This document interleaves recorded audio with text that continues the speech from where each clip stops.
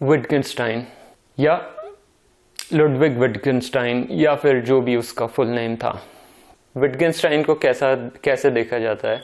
He is considered not only one of the most influential but he is considered by many as the most influential philosopher of 20th century. Definitely he was influential, लेकिन जब विटगेनस्टाइन की बात कर रहे हैं हम, अगर ये सवाल पूछा जाए, अगर ये सवाल मैं आपसे पूछूं कि जब विटगेनस्टाइन का नाम लिया जाएगा तो आपके दिमाग में विटगेनस्टाइन के कौन से बातें आती है जो आप समझते हैं कि विटगेनस्टाइन का इम्पॉर्टेंट कंट्रीब्यूशन है फिलॉसफी में? तो एक बार आप अपने दिमाग पर जोर डालिए और खुद से सवाल पूछिए कि ऐसे कौन से आइडियाज थे विटगेनस्टाइन के जो आप समझते हैं कि जिनको फिलॉसफी में इम्पॉर्टेंट कंट्रीब्यूशन माना जा सकता है विटगेनस्टाइन का।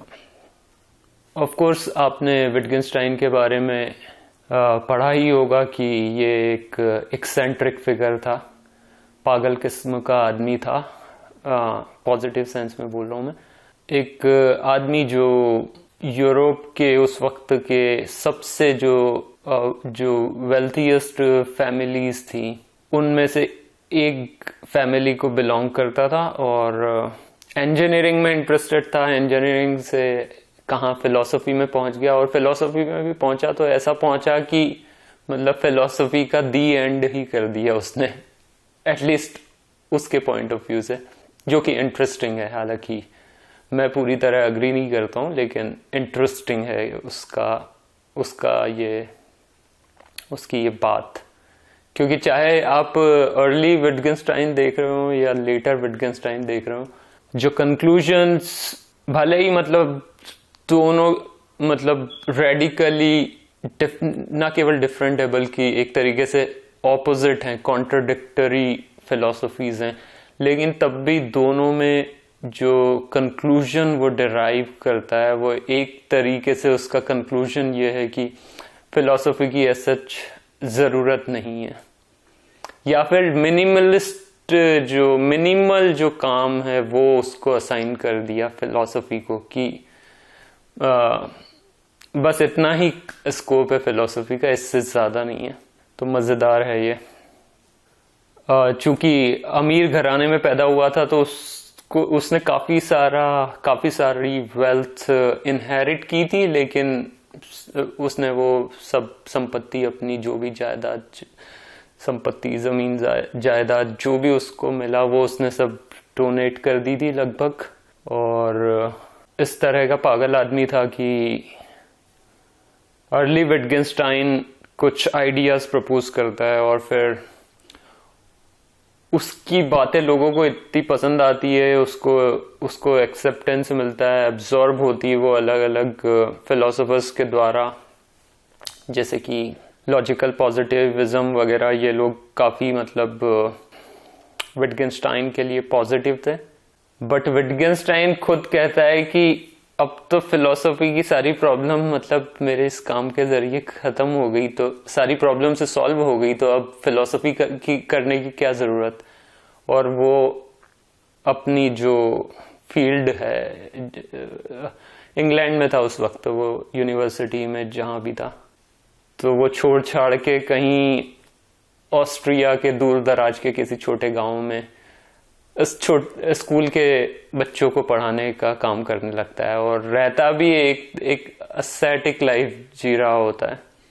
तो मजेदार है। और फिर मतलब कुछ साल गुजर जाते हैं, काफी साल गुजर जाते हैं और फिर बर्ट्रैंड रसल वगैरह ये लोग बुलाते हैं उसको वापस, और वो भी मेरे ख्याल से पक गया होगा तब तक स्कूल में पढ़ाते पढ़ाते या गांव के लोगों के बीच रहते रहते, और उसके भी आइडियाज उसने रिफ्लेक्ट किया होगा चीज़ों पे। अपेरेंटली उसने रिफ्लेक्ट किया तो उसके वापस आने के बाद जो नई फिलॉसफी दी उसने, एक तरीके से वो रिफ्यूट कर रहा है उसके जरिए जो उसकी पुरानी फिलॉसफी दी।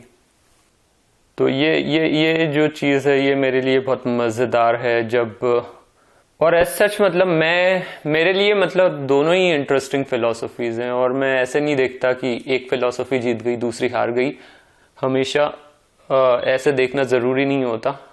बहुत सारे पर्सपेक्टिव्स होते हैं, बहुत सारे अलग अलग व्यूज़ होते हैं, और कई बार आप सभी को एक्सेप्ट कर सकते हो या बहुत सारे व्यूज़ को एक्सेप्ट कर सकते हो। तो मेरे ख्याल से मतलब मैं ऐसे ही देखता हूँ कि उसके दोनों ही जो अर्लियर फिलोसफी है और लेटर फिलोसफी है दोनों इंटरेस्टिंग है। लेकिन ये चीज़ एक अलग इंटरेस्टिंग है कि जब लोग इवॉल्व होते हैं ना, लोगों के आइडियाज इवॉल्व होते हैं या सोच इवॉल्व होती है, ये देखना बड़ा इंटरेस्टिंग होता है। ऐसा व्यक्ति कोई जो अपनी मतलब प्रीवियस पोजीशन से एकदम मतलब बहुत ज़्यादा अलग तरह का स्टांस ले ले फ्यूचर में। और ऐसे ही और भी जो ऐसे फिलोसोफर्स हुए हैं वो मुझे इंटरेस्टिंग लगते हैं। जैसे कि इंडिया में जैसे एम एन रॉय मेरे लिए इंटरेस्टिंग पर्सन है, फिलोसोफर भी कह सकते हैं अगर कहना है तो। हम सोशल पॉलिटिकल फिलोसफी में पढ़ा था एम एन रॉय के बारे में। तो इंटरेस्टिंग ये है कि मतलब through out his life he evolved and he changed his positions. ये इंटरेस्टिंग चीज़ है मेरे लिए। बहरहाल ये सब तो विटगेनस्टाइन के बारे में मतलब उसकी बैकग्राउंड स्टोरी हो गई, लेकिन उसके मेजर कंट्रीब्यूशंस क्या थे, ये सवाल अगर आ रहा है तो मेरे दिमाग में क्या आता है। अर्ली विटगेनस्टाइन का अगर मैं देखूं तो क्या उसने कॉन्सेप्ट दिया था, पिक्चर थ्योरी ऑफ मीनिंग। तो ये काफी इंटरेस्टिंग है, पिक्चर थ्योरी ऑफ मीनिंग। क्या था पिक्चर थ्योरी ऑफ मीनिंग? तो ये भी आप समझते हो उस पूरा वो जो कॉन्टेक्स्ट था, जो एटमॉस्फियर था फिलॉसफी का उस टाइम पे, जैसे कि जो हेगल का ग्रेट सिस्टम, जो एब्सोल्यूट स्पिरिट, बहुत स्पेक्युलेटिव फिलॉसफी थी। और ऐसे ही मतलब कोई एक चीज जब बहुत ज्यादा मतलब बढ़ जाती है तो फिर एक टर्न आता है उस फील्ड में। तो जैसे स्पेकुलेशन जब बहुत ज्यादा बढ़ गया था, और फिर जैसे बर्कले का आइडियलिज्म, तो इन सब के मद्देनजर जो फिर नई तरह की फिलॉसफी आई वो एक तरीके का डिपार्चर था और कई बार क्रिटिकल था। जैसे कि लॉजिकल पॉजिटिविज्म वगैरह जो स्कूल थे ये क्रिटिकल थे इस तरीके के स्पेकुलेशन के। और साइंस जैसे डेवलप हो रहा था तो साइंटिफिक जो डेवलपमेंट्स थे उनका भी असर था, अलग अलग तरीके से इन्फ्लुएंस हो रही थी फिलॉसफी। ऐसे में ये एक जो प्रोजेक्ट था जो मतलब लॉजिक और लैंग्वेज पे काम कर रहे थे, जैसे कि उस वक्त फ्रेगा या फिर रसेल, ये लोग लॉजिक पे काम कर रहे थे। और ये जो प्रोजेक्ट था, जैसे कि रसेल का प्रोजेक्ट था आइडियल लैंग्वेज के निर्माण का प्रोजेक्ट, तो उसके संदर्भ में आप समझ सकते हो बेहतर कि ये पिक्चर थ्योरी ऑफ मीनिंग क्या है। तो जो ये लोग कर रहे थे आइडियल लैंग्वेज का जो प्रोजेक्ट था, उसमें फंडा क्या था? फंडा ये था कि मतलब बहुत सारी ये फिलॉसफी की प्रॉब्लम्स इसलिए अराइज होती है क्योंकि हम बहुत गलत इस्तेमाल करते हैं लैंग्वेज का, और इसके कारण बहुत सारी मतलब नॉनसेंस क्रिएट कर देते हैं हम, और फालतू की चीजों में उलझ कर रह जाते हैं। तो एक काम फिलॉसफी का ये हो सकता है कि हम लैंग्वेज से सारी ऐसी जो नॉनसेंस वाली चीजें वो हम रिमूव कर दें, ताकि हम एक बेहतर लैंग्वेज कंस्ट्रक्ट कर पाएं, और वो फाउंडेशन होगा साइंटिफिक डेवलपमेंट के लिए, साइंस के डेवलपमेंट के लिए। तो इसी में अब सवाल आता है कि लैंग्वेज में नॉनसेंस क्या है या लैंग्वेज में मीनिंगफुल क्या है। क्योंकि बात तो ये चल रही है ना कि हम लैंग्वेज में से फालतू की चीजों को निकालें, लेकिन फालतू मतलब क्या? फालतू मतलब क्या? अगर कुछ फालतू है या नॉनसेंस है तो उसको हम कैसे डिफाइन करें, और जो काम का है, मीनिंगफुल है, वो कैसे डिफाइन करें। तो ये पूरा एक जो एटमॉस्फियर था, ये जो एयर थी, इसी में विटगेनस्टाइन की हम थ्योरी को समझ सकते हैं कि पिक्चर थ्योरी ऑफ मीनिंग वो बोल रहा है, तो वो भी एक तरीके से यही बोल रहा है कि लैंग्वेज में काम की चीजें रखी जाए, और काम की चीजें कौन सी है, तो वो बोलेगा पिक्चर, वो लैंग्वेज जो पिक्चर हो रियलिटी की, वो काम की है, वो बातें, वो शब्द जो पिक्चर करें रियलिटी को, वो सब काम के हैं। मतलब क्या कि एक तरफ लैंग्वेज है और हाँ, एक तरफ लैंग्वेज है और एक तरफ रियलिटी है, तो लैंग्वेज को पिक्चर होना चाहिए किसका, रियलिटी का। अब ये पिक्चर जो है वैसी वाली पिक्चर नहीं, फोटोग्राफ वाली नहीं कि एग्जैक्ट, लेकिन किसी तरह का इक्विवेलेंस होना चाहिए दोनों में, लॉजिकल इक्विवेलेंस या स्ट्रक्चरल या किसी तरह का इक्विवेलेंस होना चाहिए। तो विटगेनस्टाइन बोल रहा है कि लैंग्वेज में मान लो कोई प्रोपोजिशन, मीनिंगफुल बात वो है, मान लो कोई प्रोपोजिशन है, ये मीनिंगफुल तब होगी अगर इसके करस्पॉन्डिंग रियलिटी में कोई एटॉमिक या कोई मतलब फैक्ट होगा, तो प्रोपोजिशन के करस्पॉन्डिंग कोई फैक्ट होगा, स्टेट ऑफ अफेयर होगा, तो मीनिंगफुल है। लेकिन अगर कोई प्रोपोजिशन है और उसके करस्पॉन्डिंग रियलिटी में कुछ भी नहीं है, कुछ नहीं है, खाली है रियलिटी, ऐसे स्टेट ऑफ अफेयर से या ऐसे फैक्ट से, तो ये जो प्रोपोजिशन है वो मीनिंगफुल नहीं होगी। ये ही है पिक्चर थ्योरी ऑफ मीनिंग। तो मान लो कोई मेटाफिजिकल कंसेप्ट है, आपने वो बोल दिया। एक इजी एग्जांपल लूं तो जैसे कि ये मतलब लॉजिकल पॉजिटिविस्ट मतलब इस तरह की बातों को रिजेक्ट कर रहे थे, काफी सारी मेटाफिजिकल या इवन जैसे रिलीजियस बातें, क्योंकि उसको आप वेरीफाई नहीं कर सकते। मान लो गॉड इज अवर फादर, इस तरह की चीज, मतलब ये आप कैसे वेरीफाई करोगे? तो ऐसे ही मतलब कुछ भी ऐसी चीज, मान लो गॉड बोल दिया, मान लो, उदाहरण ले रहा हूं मैं, इजी एग्जांपल ले रहा हूं, गॉड है, एक प्रोपोजिशन है जो गॉड को इंक्लूड कर रही है, लेकिन उसके करस्पॉन्डिंग रियलिटी में हमारे पास कोई फैक्ट नहीं है, कोई स्टेट ऑफ अफेयर नहीं है, तो फिर वो मीनिंगफुल प्रोपोजिशन नहीं होगी, वो मीनिंगलेस हो जाएगी या नॉनसेंस। टेक्निकली मतलब इन लोगों ने मतलब स्पेसिफिक वर्ड्स यूज किए हैं, जैसे मीनिंग, कहीं पे नॉनसेंस यूज किया जा रहा है, कहीं पे मीनिंगलेस, और उनके कुछ कनोटेशन है, बट अब भी मुझे इतना डिटेल में तो अब याद नहीं है, मैंने काफी टाइम से पढ़ी नहीं फिलॉसफी, लेकिन इतना मुझे याद है कि मीनिंगफुल तभी होगी जब उसके करस्पॉन्डिंग कोई स्टेट ऑफ अफेयर या कोई फैक्ट होगा। तो ये पिक्चर कर रही है, लैंग्वेज पिक्चर करे किसको? लैंग्वेज पिक्चर करे किसको? रियलिटी को। तो ये ही है पिक्चर थ्योरी ऑफ मीनिंग। और इसमें अजम्पशन क्या है?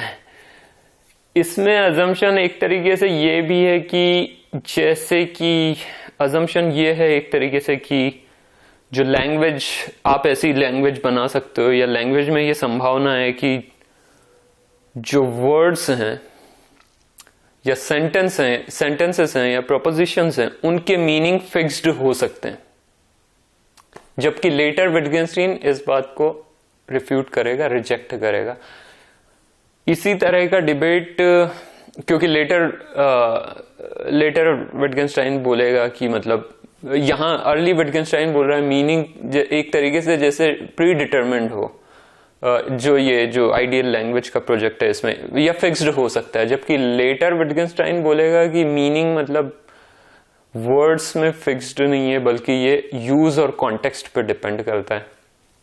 इसी तरह का डिस्कोर्स इंडियन फिलॉसफी में हम देखते हैं मीमांसा स्कूल में, प्रभाकर और कुमारिल भट्ट का जो है कि ये था उसमें, जैसे कि एक बोल रहा है कि मतलब वर्ड्स का मीनिंग फिक्स्ड है, इसलिए सेंटेंस का मीनिंग भी उन वर्ड्स के मीनिंग्स का समेशन हो जाएगा, जबकि दूसरा बोल रहा है कि वर्ड का मीनिंग कॉन्टेक्स्ट पे डिपेंड कर रहा है। इस तरह का कुछ डिबेट या डिस्कोर्स है। तो इन एनी केस यही है पिक्चर थ्योरी ऑफ मीनिंग, और विटगेनस्टाइन लेट आगे जाके इसको रिफ्यूट कर देगा, रिजेक्ट करेगा, और रिजेक्ट करेगा तो जो दूसरा इम्पॉर्टेंट कंट्रीब्यूशन हम बोल सकते हैं वो क्या है उसका, मीनिंग एंड यूज थ्योरी जो भी है उसकी मीनिंग यूज और कॉन्टेक्स्ट पे डिपेंड करता है। तो ये इसी तरह का जो बहुत सारे आइडियाज इस तरीके के रहे हैं, जैसे कि अलग अलग आइडियाज की मीनिंग कहाँ है, वर्ड के अंदर लाई करता है या फिर हमारे माइंड के अंदर लाई करता है, या कहाँ, इस तरीके के अलग अलग व्यूज थे पहले भी। विटगेनस्टाइन कह रहा है कि असल में यूज और कॉन्टेक्स्ट जो है वहां मीनिंग लाया करता है। All right, so the other day I had recorded up to this point and then for some reason I had to stop video recording, और फिर मैं दोबारा मैंने रिकॉर्डिंग की थोड़े समय बाद जो बाकी का लेक्चर था, लेकिन हुआ यूं कि उस वीडियो में वॉइस रिकॉर्ड ही नहीं हुई, तो केवल वीडियो था और ऑडियो कंपोनेंट उसमें था ही नहीं। और कई बार ऐसे मतलब टेक्निकल ग्लिचेस हो जाते हैं, कुछ प्रॉब्लम हो जाती है जिससे मेरा दिमाग खराब हो जाता है, क्योंकि कोई चीज दोबारा करना बहुत, ऑलरेडी आप जो बोल चुके हो फिर से बोलोगे ये मतलब, और कई बार वो दिमाग कंफ्यूज हो जाता है कि मे बी ये आपने ऑलरेडी बोल दिया है तो अभी बोलने की जरूरत नहीं है।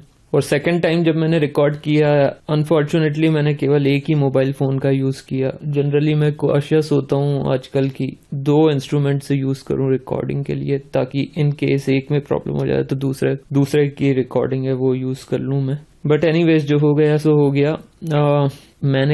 अभी मैं बस ऑडियो रिकॉर्ड कर रहा हूँ क्योंकि मतलब अब मुझे मजा नहीं आएगा फिर से वीडियो रिकॉर्ड करने में। तो हमने बात कर ली थी, यहाँ तक क्या बातें कर ली थी, विटगेनस्टाइन के बारे में हमने बात की थी कि एक पागल किस्म का आदमी है, और इसकी फिलॉसफी 2 पार्ट्स में देखी जाती है, अर्ली विटगेनस्टाइन और लेटर विटगेनस्टाइन। और जो अर्ली विटगेनस्टाइन है वो लेटर विटगेनस्टाइन से डायमेट्रिकली ऑपोजिट है। जो पहला वाला पार्ट है अर्ली विटगेनस्टाइन ने क्या दिया था, हमने डिस्कस किया था पिक्चर थ्योरी ऑफ मीनिंग, उसका जो और लोगों का भी मतलब उस वक्त ये कई लोगों का ख्याल था आइडियल लैंग्वेज के निर्माण का, आइडियल लैंग्वेज कंस्ट्रक्ट करने का। तो उसी के कॉन्टेक्स्ट में मतलब विटगेनस्टाइन ने भी पिक्चर थ्योरी ऑफ मीनिंग दिया था, और ये एक तरह की करस्पॉन्डेंस थ्योरी ऑफ ट्रूथ है, जिसमें हमने क्या बोला था कि जो लैंग्वेज में जो स्टेटमेंट्स हैं या प्रोपोजिशंस हैं उनके करस्पॉन्डिंग रियलिटी में स्टेट ऑफ अफेयर्स होना चाहिए। तो अच्छा, ये मतलब बहुत अच्छा आइडिया था, लेकिन फिर इसमें इसके कुछ लिमिटेशंस भी थे, जो कि बाद में जब विटगेनस्टाइन जब वापस आया, बीच में जो उसके एक गैप रहा काफी, क्योंकि उसको लगा कि उसने मतलब फिलॉसफी की सारी प्रॉब्लम से सॉल्व कर दी, अब कुछ और करने के लिए बाकी नहीं है, तो वो ऑस्ट्रिया के किसी छोटे से गांव में जाके स्कूल के बच्चों को पढ़ाने लगा। लेकिन बाद में जब वो आया तो उसने फिर कौन सी थ्योरी दी, मीनिंग एंड यूज थ्योरी। उसके हिसाब से अब पहले वो बोल रहा था कि मतलब जैसे मीनिंग हम ये मान सकते हैं कि मीनिंग फिक्स्ड है, सही मीनिंग यूज किया जाए चीज वर्ड्स का, लेकिन बाद में वो बोल रहा है कि जो मीनिंग है वो एज सच डिपेंड करता है यूज पे और कॉन्टेक्स्ट पे। तो ये भी मतलब जैसे यूज में मतलब वो मीनिंग जो है वर्ड्स का या सेंटेंसेस का वो कहाँ पे लोकेट कर रहा है, वो उसके यूसेज में लोकेट कर रहा है, उसके कॉन्टेक्स्ट में लोकेट कर रहा है। ये अजीब लग सकता है या फिर कोई सोच सकता है इसमें क्या बड़ी बात है, लेकिन इसको भी समझना है हमको। तो हम जब देखते हैं कि और भी अलग अलग तरह के आइडियाज थे उस वक्त या पहले से ही रहे होंगे और आज भी हैं, कि अलग अलग पर्सपेक्टिव्स हैं। कोई बोल रहा है कि जो वर्ड्स का मीनिंग है वो माइंड में है, कोई बोल रहा है कि वर्ड में ही है, कोई और कुछ बोल रहा है। तो ऐसे में विटगेनस्टाइन बोल रहा है कि ना माइंड में है ना वर्ड्स में है या और कहीं है, बल्कि ये मीनिंग कहाँ पे है शब्द का, उसके इस्तेमाल में, उसके संदर्भ में। इसलिए मीनिंग को वो मतलब लोकेट कर रहा है यूज में और कॉन्टेक्स्ट में। इसी तरह की चीज अगर हम और देखें तो जैसे नंबर्स के लिए भी इस तरह की बात होती है और बहुत पुराने समय से ही होती है। जैसे इवन पाइथागोरस के टाइम से पाइथागोरियंस जो थे वो मानते थे कि नंबर्स का इंडिपेंडेंट एग्जिस्टेंस है। तो ऐसे ही जैसे हम वर्ड्स के लिए लैंग्वेज के संदर्भ में बात कर रहे हैं कि वर्ड्स का मीनिंग कहाँ है, तो ऐसे ही एक अलग तरह का डिस्कोर्स है कि नंबर्स जो हैं उनका वो कहाँ पर लोकेटेड है, ऐसे जो उनका एग्जिस्टेंस कहाँ है। तो उससे रिलेटेड भी अलग अलग पर्सपेक्टिव्स रहे हैं और इवन मतलब टिल डेट ऐसे वो अभी रिजॉल्व नहीं हुए हैं पूरी तरीके से वो क्वेश्चंस। तो कोई बोलेगा कि नंबर्स का इंडिपेंडेंट एग्जिस्टेंस है, कोई बोलेगा कि नंबर्स हमारे माइंड में हैं, कोई बोलेगा कि नंबर्स असल में ऑब्जेक्ट्स में है। मान लो एक सेट ऑफ ऑब्जेक्ट्स है तो उस सेट की प्रॉपर्टी हो सकते हैं या उन इस तरीके का कुछ ऑब्जेक्ट्स में है नंबर, उनके कलेक्शन में अलग अलग तरह के पर्सपेक्टिव्स हैं। तो वैसे ही हम समझ सकते हैं जैसे नंबर्स के लिए एक तरह की एक बहस है कि नंबर्स का एग्जिस्टेंस इंडिपेंडेंट है या नहीं, या कहाँ पर मतलब वो लाई करते हैं असल उनका एग्जिस्टेंस। तो वैसे ही वर्ड्स के लिए लैंग्वेज में ये है कि वर्ड्स का मीनिंग कहाँ पे है।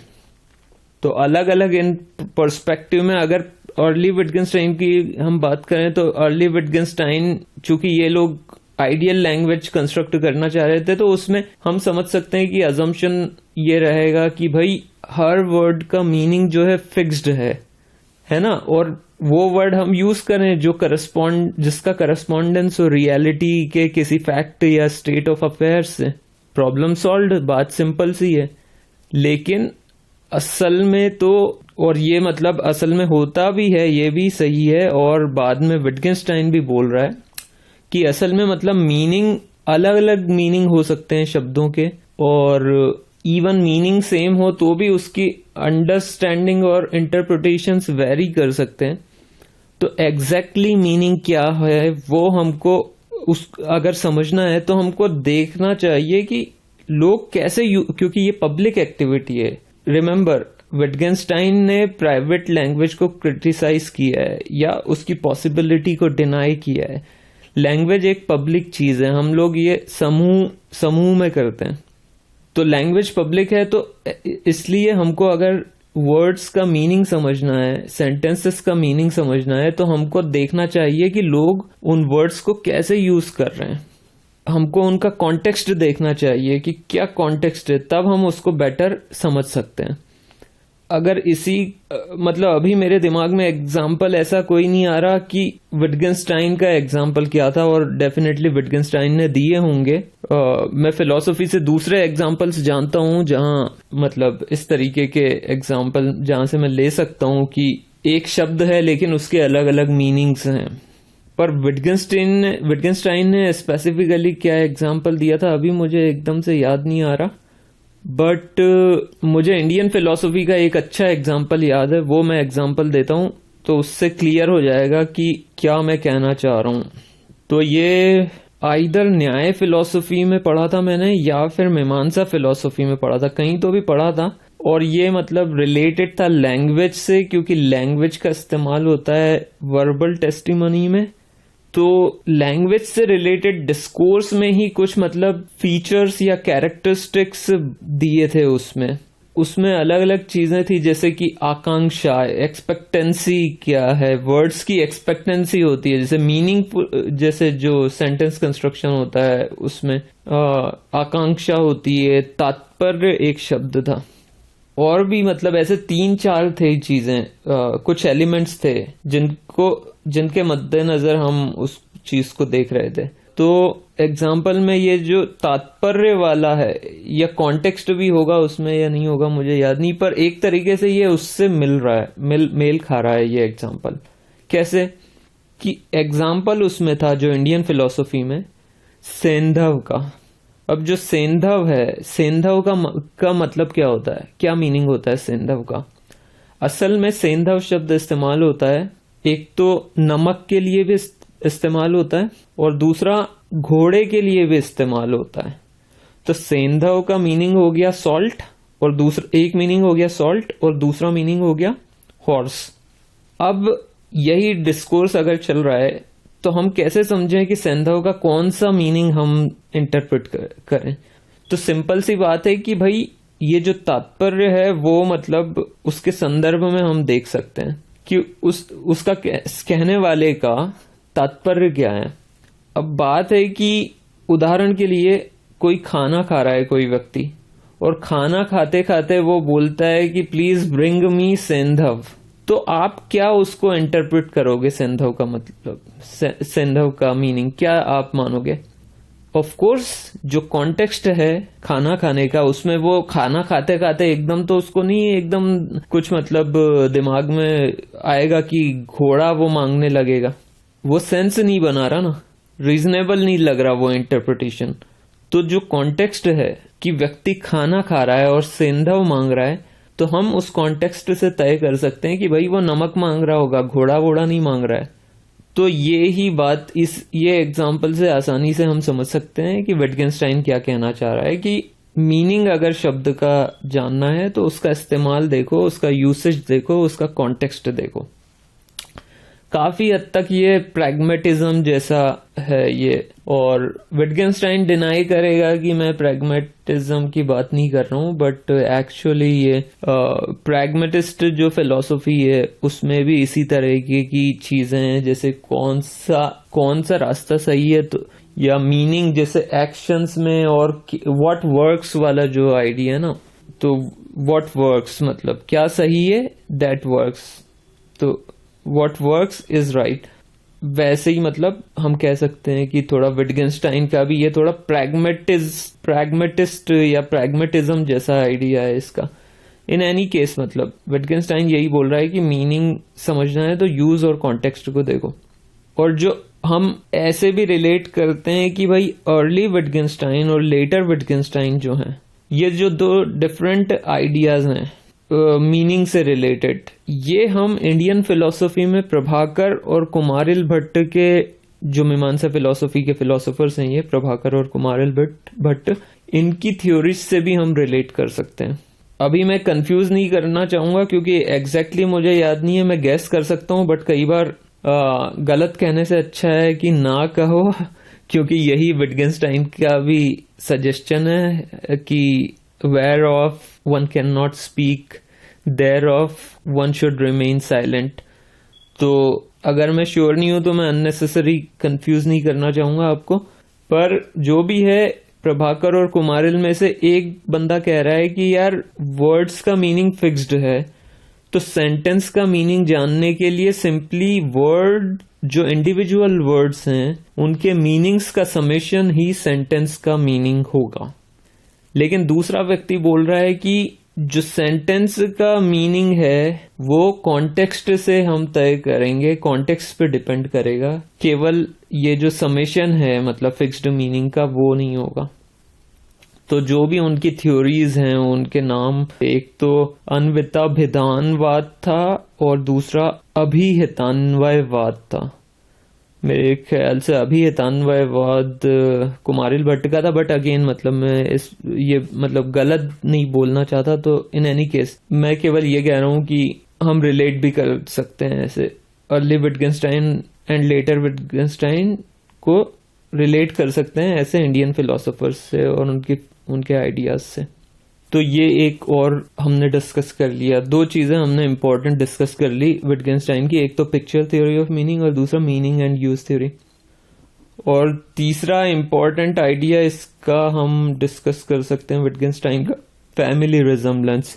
तो फैमिली रिजेम्बलेंस भी एक इंटरेस्टिंग आइडिया है लैंग्वेज के कॉन्टेक्स्ट में, और विटगेन्स्टाइन से पहले भी कुछ लोगों ने इस टर्मिनोलॉजी का इस्तेमाल किया है, लेकिन विटगेन्स्टाइन ने मतलब इस कॉन्सेप्ट को काफी अच्छे से एलॉबरेट किया और पॉपुलराइज किया, और आज की तारीख में ये काफी इस्तेमाल होता है फैमिली रिजेम्बलेंस, जैसे कि साइकोलॉजी में भी ये यूज होता है फैमिली रिजेम्बलेंस एंथ्रोपोलॉजी में या और अलग अलग डिसिप्लिन्स में होता है, क्योंकि अक्सर मतलब रियल वर्ल्ड में हम मतलब स्ट्रिक्ट मतलब जो क्लासिफिकेशन है ना, स्ट्रिक्ट डीमार्केशन नहीं हो पाता। तो जैसे कि फिलोसफी ऑफ साइंस में प्रॉब्लम ऑफ डीमार्केशन भी डिस्कस की जाती है, जहाँ मतलब डीमार्केट करना है, मान लो डीमार्केट करना है साइंस और सूडो साइंस को, तो आप कुछ रूल्स लेके आते हो, लेकिन फिर कोई ऐसा एग्जांपल आ जाता है जो जहां पर वो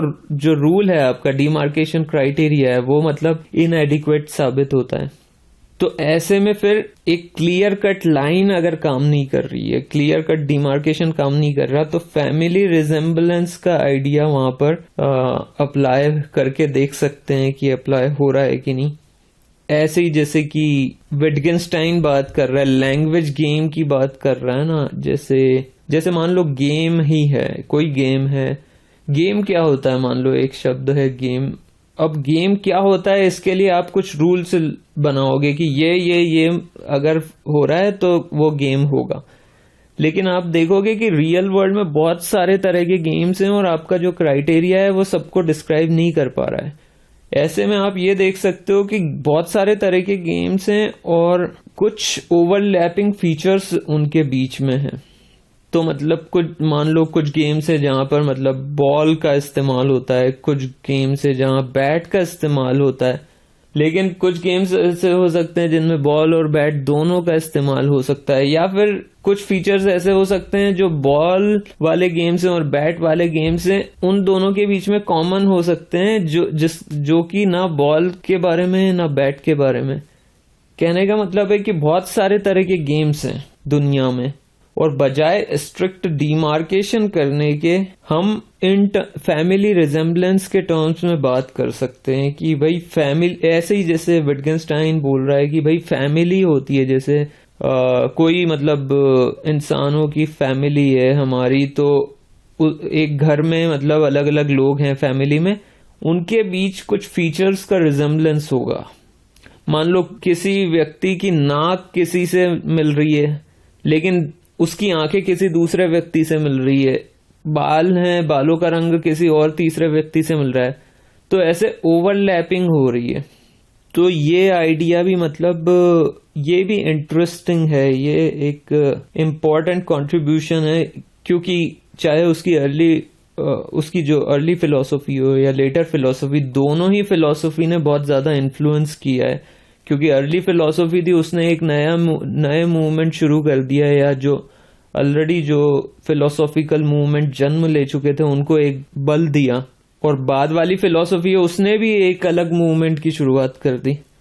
और दोनों ही केस में अर्ली फिलोसफी और लेटर, वो फिलोसोफर्स का रोल बहुत रिड्यूस कर दे रहा है, जिससे कि मैं बिल्कुल अग्री नहीं करता हूँ, लेकिन वो रिड्यूस कर दे रहा है। क्योंकि वो पहले जब उस अर्ली फिलोसफी के बाद उसने बोला कि अब कुछ बचा ही नहीं है, फिलोसफी की सारी प्रॉब्लम सॉल्व, और जो बाद की फिलोसफी है उसमें भी उसने एक तरीके से यही बोला कि मीनिंग एंड यूज देखना चाहिए। ये फिलोसोफर्स लोग जबरदस्ती ना शब्दों को उनके कॉन्टेक्स्ट से, उनके यूसेज से अलग कर देते हैं, और फिर जबरदस्ती के कयास लगाते हैं कि इसका मीनिंग ये हो सकता है या वो भी हो सकता है। अरे भाई, आप ये इतने सारे फालतू के मतलब स्पेकुलेशन कर रहे हो, ये विटगेंस्टाइन बोल रहा है, मैं नहीं बोल रहा हूँ। तो आप जब उसको कॉन्टेक्स्ट से हटा दे रहे हो तो अननेसेसरी उसके कारण प्रॉब्लम्स क्रिएट हो रही है, कंफ्यूजन क्रिएट हो रहा है, और इसलिए वो कुछ ऐसा बोल रहा है कि मतलब ये जो प्रॉब्लम्स हैं रियल प्रॉब्लम्स नहीं है एज सच, मतलब ये केवल बीविचमेंट हो गया है हमारा लैंग्वेज के कारण, या लैंग्वेज का बीविचमेंट, कुछ ऐसा कुछ बोल रहा है। अभी तो मुझे उसका वो कोट याद नहीं आ रहा, लेकिन कहने का उसका यही मतलब है कि शब्द नॉर्मल हैं और वो लोग इस्तेमाल करते हैं और उनको कोई प्रॉब्लम नहीं होती है।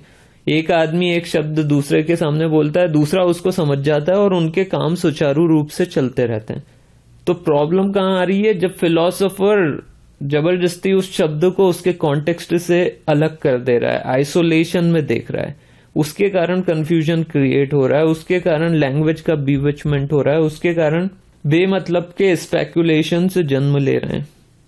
तो बेहतर होगा कि मतलब हम इस बात को समझें कि मीनिंग एंड यूज, ये यूज एंड कॉन्टेक्स्ट को देखें मीनिंग को समझने के लिए, और जब हम ऐसे देखेंगे तो फिर असल में कोई सिग्निफिकेंट प्रॉब्लम से रहेगी नहीं, प्रॉब्लम से खुद ब खुद सॉल्व हो जाएगी। फिलोसोफर का कोई ऐसा ज्यादा काम नहीं रहेगा। एट बेस्ट फिलोसोफर का ये काम रहेगा कि वो जब कोई गलत इस्तेमाल देखे, कोई अगर गलत इस्तेमाल कर रहा है शब्दों का, उनको उनके कॉन्टेक्स्ट से या उनके यूज से अलग करके अननेसेसरी प्रॉब्लम क्रिएट कर रहा है, तो वहां पर फिलोसोफर का कुछ रोल हो सकता है कि वो केवल पॉइंट आउट कर दे फिलोसोफर कि ये गलत इस्तेमाल है और इससे ज्यादा कुछ नहीं, और वो ऐसा पॉइंट आउट करके अपने घर चले जाए और अपना काम करे बजाय फिलोसफी करने के। तो इसके लिए भी उसका फेमस कोट है कि मतलब फिलोसोफर या फिलोसफी का काम केवल इतना है कि to show the fly out of the way out of the bottle, to show the fly way out of the bottle, ऐसा कुछ उसने बोला, उसका फेमस कोट है। और इस तरीके से वो लैंग्वेज के लिए मतलब एक अलग पर्सपेक्टिव दे रहा है। यही कह रहा है कि मतलब लैंग्वेज को ऐसे जो पहले जो उसका इरादा था आइडियल लैंग्वेज, उस तरीके से नहीं देखना चाहिए, क्योंकि लैंग्वेज बहुत अलग अलग तरीकों से एम्प्लॉय करते हैं लोग, अलग अलग तरीके से इस्तेमाल होती है। उसका कोई एक पर्टिकुलर फंक्शन नहीं है, बल्कि बहुत सारे फंक्शंस हैं। तो बहुत सारे फंक्शंस हैं, जैसे कि अलग अलग ऑर्डर करने के लिए यूज हो सकता है, इमोशंस एक्सप्रेस करने के लिए हो सकता है, जोक करने के लिए हो सकता है, तमाम तरह की चीजों के फंक्शन। और इसीलिए हम मतलब फिर विटगेनस्टाइन का यूज भी कर सकते हैं, जैसे फिलोसफी ऑफ रिलीजन में कि ये क्रिटिसिज्म हो सकता है ना, जैसे लैंग्वेज का, कि ये religious language, positive logical positivist लोग बोलेंगे कि ये तो मीनिंगलेस है, या खुद विटगेनस्टाइन बोल रहा था अर्ली विटगेनस्टाइन की नॉनसेंस है या कुछ ऐसा। तो हम लेटर विटगेनस्टाइन का यूज कर सकते हैं अगर उसको डिफेंड करना है। हम बोल सकते हैं कि रिलीजियस लैंग्वेज हालांकि वेरीफाई करना पॉसिबल नहीं है, बट स्टिल मतलब हम कुछ हद तक जस्टिफाई कर सकते हैं लेटर विटगेनस्टाइन से कि भाई मीनिंग डिपेंड करता है यूज और कॉन्टेक्स्ट पे। तो कुल मिलाकर हमने विटगेनस्टाइन के 3 इंपॉर्टेंट आइडियाज देख लिए, picture theory of meaning, use and context theory या मीनिंग एंड यूज थ्योरी, और हमने देख लिया फैमिली रिजेम्बलेंस। अगर आपको मेरे लेक्चर्स यूजफुल लगते हैं तो आप मेरी जो फिलॉसफी क्वेश्चन बैंक्स हैं उनको भी चेकआउट कर सकते हैं। मेरे दूसरे यूट्यूब चैनल्स हैं जहां मैं फिलॉसफी को एक्सटेंड करता हूं एंटरटेनमेंट, सोसाइटी, पॉलिटिक्स के डोमेन में। एज सच वो एग्जाम पॉइंट ऑफ व्यू से इम्पोर्टेंट नहीं है, बट अदरवाइज अगर आपका जनरल इंटरेस्ट है फिलॉसफी में तो वो चैनल्स आपके लिए इंटरेस्टिंग हो सकते हैं। मैं उनके लिंक्स डिस्क्रिप्शन में दे दूंगा, आप उनको एक्सप्लोर करके देख सकते हैं। और इसके अलावा मैं अपने दोस्त के साथ मिलकर रिलीजन के ऊपर एक बुक लिख रहा हूँ। इस बुक का भी एग्जाम से कुछ लेना देना नहीं है, चूंकि रिलीजन मेरे इंटरेस्ट का टॉपिक है, क्योंकि ये मतलब रिलीजन के कारण दुनिया भर में इतनी सारी लड़ाई झगड़े होते रहते हैं, इतनी सारी प्रॉब्लम्स हैं। तो ये मेरे इंटरेस्ट की चीज है कि हम कैसे मतलब रिलीजन को नए तरीके से देख सकते हैं, ताकि हम नई अंडरस्टैंडिंग, नई कॉन्शियसनेस गेन करें और ये जो रिलीजियस कॉन्फ्लिक्ट्स एंड क्लैशेस हैं इनको कम करें। तो मेरे दोस्त के साथ मैं इन दिनों आइडियाज एक्सप्लोर कर रहा हूँ रिलीजन से रिलेटेड, और अगर वो बुक तैयार हो जाएगी तो मैं उसका लिंक भी डिस्क्रिप्शन में दे दूंगा। अगर आपका पोएट्री में इंटरेस्ट है और कविताएं आप पढ़ते हैं, पढ़ना पसंद करते हैं, तो मैंने अपनी हिंदी कविताओं की एक बुक पब्लिश की है, आप उसको भी एक्सप्लोर कर सकते हैं। मेरी कुछ कविताओं को मैंने रिकॉर्ड भी किया है और यूट्यूब पे अपने दूसरे चैनल्स पे डाला है, मैं उनके भी लिंक्स दे सकता हूँ, आप देख सकते हैं कि वो कविताएं आपको पसंद आती हैं कि नहीं। तो इन सब से रिलेटेड मैं लिंक्स डिस्क्रिप्शन में दे दूंगा, और एंड स्क्रीन पर भी वीडियोस जो हैं उनसे रिलेटेड वो मैं लिंक कर दूंगा, आप डेफिनेटली उनको एक्सप्लोर करके देख सकते हैं। और मिलते हैं अगले वीडियो में, तब तक के लिए अलविदा, बाय बाय।